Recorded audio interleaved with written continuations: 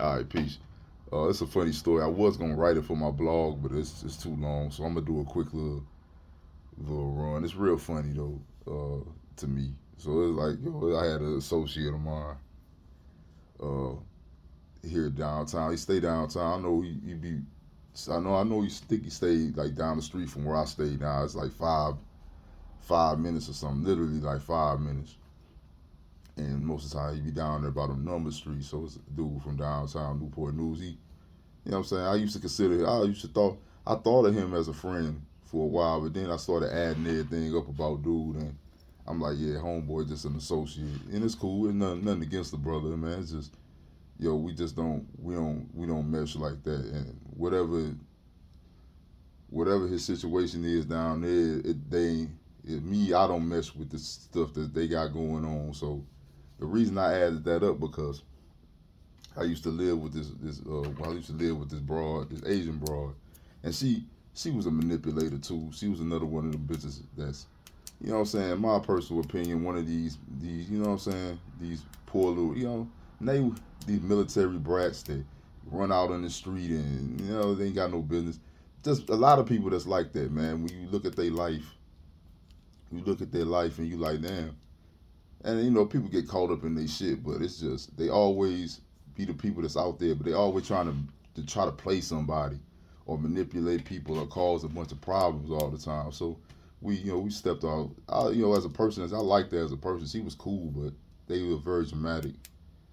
So to get back to the point, he used to come around pretty much damn near every day. We stayed down there in Buckrow Beach and stuff. That's my spot, like I said, and I always got love for Buckrow Beach. So it was like I used to stay down there. I stayed down there in a little studio apartment for like 4 years, and for a while, cause Shorty had like pills, she had little paraphernalias and things that he could talk, and you can always, he always asked, so he always would come around and shit. Always come around, always come around, always come around, shoot the shit and try to make it seem like is that we cool.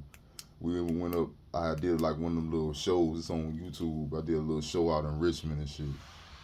I forgot. He came and rode out with me and shit. He used to ride out, ride out all the time. So after that stuff fell off, after that stuff, after she fell off, uh, interestingly,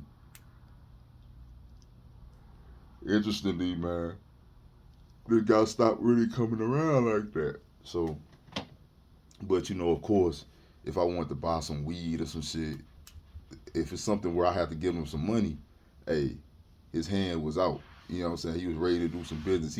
All of a sudden he was super, super, super accessible and shit. Try to make it seem like he always on the move, always on the go and all that shit. I mean, one time I threw uh, the chick I was dealing with.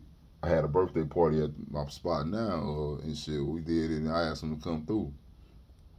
Uh, that's another sign that a lot of people out here don't really. You know what I'm saying? I threw it like a party. I asked some people to come. Most people didn't come, but he showed up for like 5 minutes and shit. You know what I'm saying? So he showed up like he got to pretend like he's so on the go and all that. So it is what it is. I pissed off a lot of people, so they don't want to come to my little get-togethers and all this stuff. And we know all we know why. We all know why. But it don't matter, man. My time is up here, bro. It pretty much, man. It ain't for once I get the situation with this boy done. And I just know I'm setting up I got other business I'm taking care of, but he'll be taken care of and it'll be done. Whatever the situation is, it'll be complete.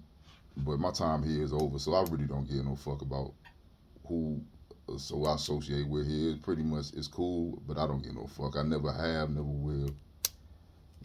I'd have been gone a long time ago in retrospect. But, I invited some people over.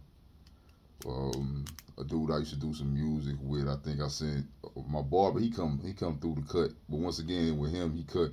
If it's some money involved, he'll swing over and shit. But it was just to shoot the shit And that's what an OG always, an older dude told me when I was young. He said, if people don't come by to shoot the shit 5, 10 minutes, 20 minutes, 30 minutes, they don't really fuck with you like that. And it is what it is. That's life. Life goes on. So, he used to do that, but now all of a sudden, he don't come through like that no more. But he'll try to call and keep tabs and shit so he can go tell people probably what I'm doing or gossip. That's pretty much it. It's not really about caring about what the fuck if I'm doing alright. I got family members like that, full of shit.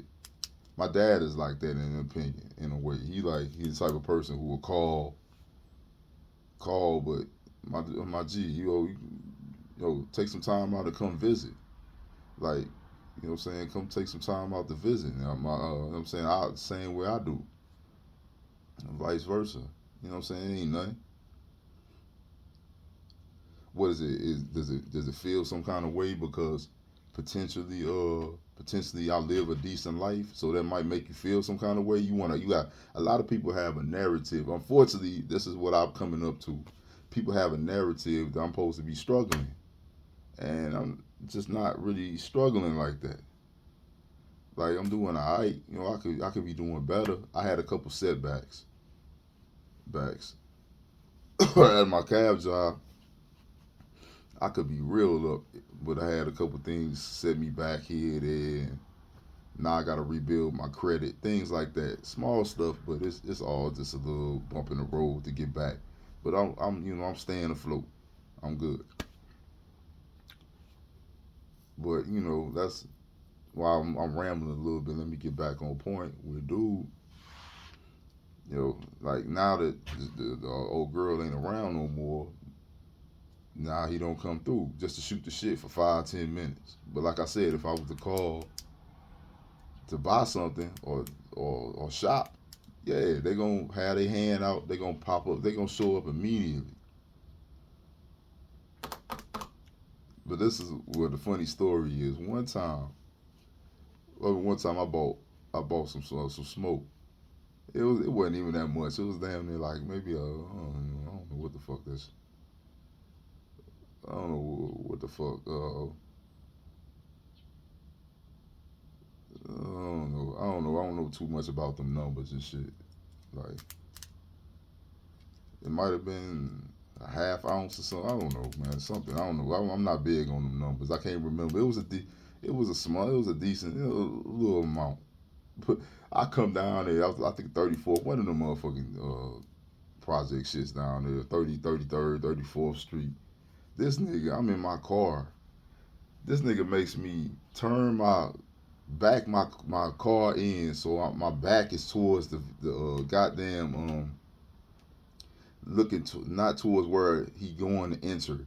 Like, I really give a fuck about these niggas' operation. Like, this motherfucking the Carter or some shit, or that shit Scarface had, or some motherfucking big time shit. I'm like, man, I'm just coming to buy a little $100 or whatever. How many? I don't know how much. It probably was less than $100 in weed, and going about my motherfucking business, man. I'm like, this shit be corny, bro. I got people who want me to go in and invest on some on weed with them, with way bigger, you know what I'm saying, was on some actual business shit. So why in the fuck would I care about what you niggas is doing down there, man? Just give me my shit. Ain't nobody gonna tell on y'all. I don't give a fuck. Ain't nobody no damn police officer. I don't give a fuck about y'all enough to ever want to be. I don't give a fuck about a nigga enough to ever want to work in law enforcement. I don't give a fuck what none of y'all people do. So at the end of the day, I don't give a shit. I'm not trying to be cool with you dudes. None of you motherfuckers, white, black, Hispanic, none of y'all. It's some people that I rock with.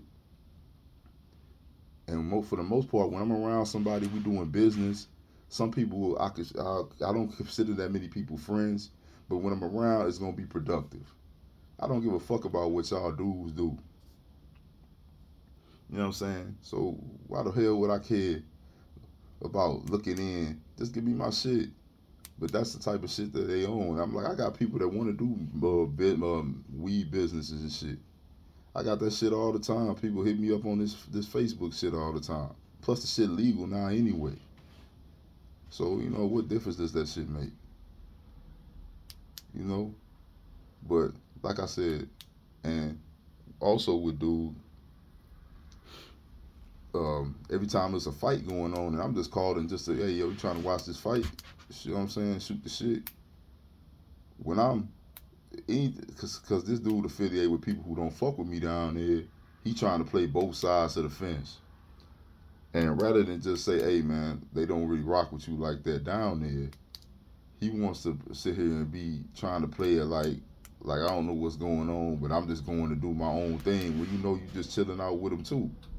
So stop playing that role. I'm like, we not like that. I know you since about 2015, but we not like that, yo. You.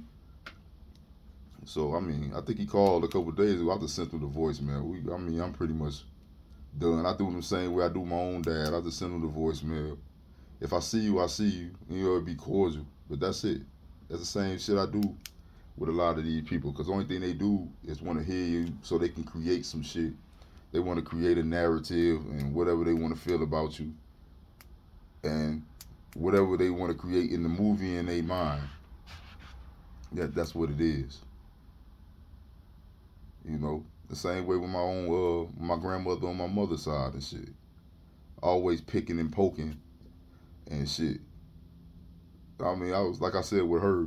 I'm sitting here chilling, not minding my own business. Every time I come in, you want to talk about some silly ass shit. Like I one time, like a breakfast burrito I had left out. I think I posted on my Facebook page. It was a breakfast burrito I left out, which is already processed. And she wanted to have it was like a 5 minute conversation about leaving it out. I'm like, this is the type of shit that you can do. But let me tell you something. Like, why you know what I'm saying? Like, yo, or when I said, hey, when I was going to CR England, it was a week. It was I had missed the bus, so I had they had set me back a week, so I got put on hold. So I was like, I'm gonna have to wait a week until I can get over to the school. That ended up falling through, so I just went home. But she thought I was lying. Why would I be lying for you? Why would I be lying? What you think I was gonna try to come back? I would never come back and live with y'all. Never. I would rather be homeless, though. It would never be a point I wanted to stay and live with y'all.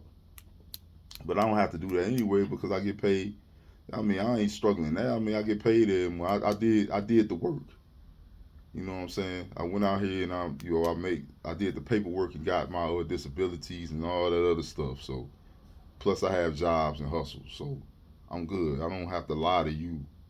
If I'm saying something, I'm saying it. You know what I'm saying? Yo, just be glad I'm not a burden to y'all.